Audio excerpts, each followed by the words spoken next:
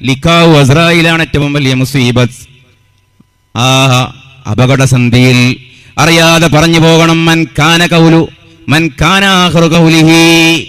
കാലിന്റെ അടിയിൽ കുപ്പിച്ചുകൾ വന്നപ്പോൾ അറിയാതെ പറഞ്ഞു പോയി അല്ലാഹ്.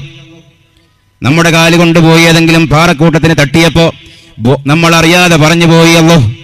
നമ്മളറിയാതെ നമ്മുടെ കൈ സ്ഥിരപ്പെട്ടിയിൽ തട്ടിപ്പോയി, ചൂടായപ്പോ അറിയാതെ നാവിൽ നിന്ന് വന്നു പോയി അല്ലാഹ്. നല്ല ചൂടുള്ള ഒരു കപ്പ നമ്മൾ വായയിൽ കൊണ്ടുപോയി വെച്ചു, ഇറക്കാനും വയ്യ, തുപ്പാനും വയ്യ, ആ ചൂട് താങ്ങാൻ കഴിയാതെ പറഞ്ഞു പോയി നമ്മൾ അല്ലേ, അറിയാതെ പറഞ്ഞു പോയതാണ്. ഇങ്ങനെ മരണത്തിന്റെ മുനമ്പിലെത്തുമ്പോ ഉണ്ടാക്കിയ ശബ്ദത്തിൽ വെച്ച് പല ശബ്ദവും ഉണ്ടാക്കും. പല ശബ്ദവും നമ്മൾ ഉണ്ടാക്കും, കൂടെയുള്ളവരെ കേട്ടാലും ഇല്ലെങ്കിലും പല ശബ്ദങ്ങളും നമ്മൾ ഉണ്ടാക്കും. എന്നെ വിടൂ എന്ന് പറയും, നീട്ടിത്തരൂ എന്ന് പറയും. നമ്മൾ ആരെങ്കിലും കേൾക്കുന്നുണ്ടോ? അള്ളാഹു തന്നെ പറഞ്ഞില്ലേ, കുറച്ചു നേരം കൂടി എനിക്ക് നീ സാവകാശം തന്നാൽ, റബ്ബി ലൗലാ അഖർതനി ഇലാ അജലിൻ ഖരീബ് ലഅസദ്ദന ഇലാ അജലിൻ ഖരീബ്. സ്വല്പ സമയത്തേക്ക് നീ എന്റെ ആയുസിന്റെ അവധി നീട്ടിത്തന്നാൽ ഞാൻ നിന്നെ നേരാക്കാം, ഞാൻ നല്ലവനായിക്കൊള്ളാം എന്നവൻ പറയുമെന്ന് ഖുർആൻ അസന്നിഗ്ധമായി പറഞ്ഞിട്ടും നമ്മളൊരാളും ഇന്നേവരെ കേട്ടില്ല. ഖുർആൻ എന്തേ കള്ളം പറയുകയാണോ?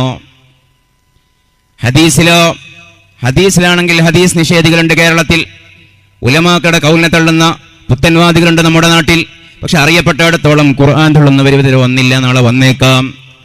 പക്ഷേ ഈ ഖുർആനിലുണ്ടല്ലോ, സ്വല്പം നീട്ടിത്തന്നാൽ ഞാൻ നന്നാകാമെന്ന് ഏത് മനുഷ്യനും പറയുമെന്ന്, ഏത് പാപിയും പറയുമെന്ന്. പക്ഷേ നമ്മൾ ഇന്നേവരെ നമ്മുടെ വിശ്വാസപ്രകാരം അവിശ്വാസത്തോടെ മരിക്കുന്ന ഒരാളും അങ്ങനെ പറയുന്നത് കേട്ടിട്ടില്ല. അപ്പൊ അവരുള്ള ലോകം വേറെയാണ്, നമ്മളുള്ള ലോകം വേറെയാണ്. അവർ പറയും, നമ്മൾ കേൾക്കില്ല. അവരുടെ വിലാപങ്ങൾ നമ്മൾ കാണില്ല. അവർ പറയുന്നുണ്ട്, പല ശബ്ദങ്ങളും ഉണ്ടാക്കുന്നുണ്ട്.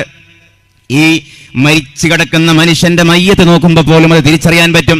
നല്ല മയ്യത്തിന്റെ അടയാളം എണ്ണിയെടുത്ത് സൂഫിയാക്കൾ പറയുന്നൊരു കാര്യമുണ്ടല്ലോ, ആർക്കോ സ്വാഗതം പറയുന്ന പോലെ പാതി വർത്തമാനം പറഞ്ഞ് മുറിഞ്ഞ പോലെ ചിരിക്കുന്ന മുഖമുണ്ടാകും. കേവലം ചിരിക്കുന്ന മുഖമല്ല.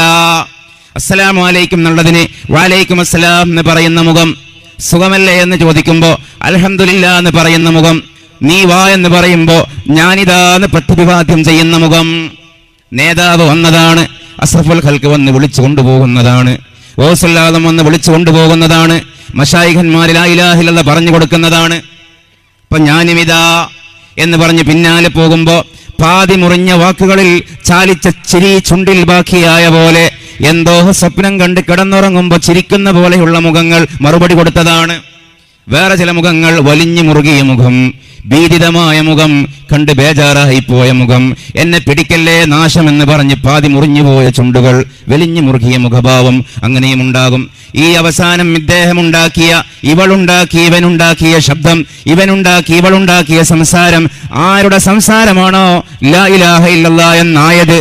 അല്ലാഹുവിന്റെ റസൂലിന്റെ വാക്ക് പൊന്നിന്റെ വാക്കാണ്. മൻ കാന ആഖിറു ഖൗലിഹി, ആരുടെ കൗലിന്റെ ഒടുവിലെ കൗലാണോ ലാ ഇലാഹ ഇല്ലല്ലാഹ് എന്നായത്, ദഖലൽ ജന്ന. ആകണം. അതാകണമെങ്കിൽ എന്ത് വേണം? 24 മണിക്കൂറും പച്ചത്തെറി പറഞ്ഞുകൊണ്ട് നടക്കുന്ന മനുഷ്യൻ, യമൂത്തുൽ ഇൻസാനു അലാ മാ ആശ, എങ്ങനെയാണോ ജീവിക്കുന്നത് അതുപോലെയാണ് മരിക്കുക. വബുഇസൽ ഇൻസാനു അലാ മാ മാത, എങ്ങനെയാണോ മരിക്കുന്നത് അതേപോലെയാണ് മഹ്ശറിൽ വരിക. മഹ്ശറിൽ വരുമ്പോ തഹ്രീരിന്റെ ജാഥയായിട്ടൊരു പട വരും, തക്ബീർ ജാഥയായി വേറെ പട വരും. ഹസ്ബുനല്ലാഹു വനിഅമൽ വക്കീൽ, നിഅമൽ മൗലാ വനിഅമൻ നസീർ, ഇത് പറഞ്ഞുകൊണ്ട് വേറെ കൂട്ടർ വരും. ലബ്ബൈക അല്ലാഹുമ്മ ലബ്ബൈക എന്ന് തൽബീദ് ചൊല്ലിക്കൊണ്ട് വേറെ കൂട്ടർ വരും. ലാ ഇലാഹ ഇല്ലല്ലാഹ് എന്ന് പറഞ്ഞുകൊണ്ട് വേറെ കൂട്ടർ വരും. എന്താണോ ഓരോരുത്തരും ജീവിതത്തിൽ ചൊല്ലി ശീലിച്ചത്, പറഞ്ഞ് ശീലിച്ചത്, അതുമായിട്ടാണ് ആ മനുഷ്യന്റെ ബിഅ്സത്തുണ്ടാവുക എന്ന് മുഹമ്മദ് റസൂൽ സല്ലല്ലാഹു അലൈഹി വസല്ലം അവിടുന്ന് പറഞ്ഞു, ഞാൻ തൽബിയത്ത് ചൊല്ലിക്കൊണ്ടാണ് വരിക.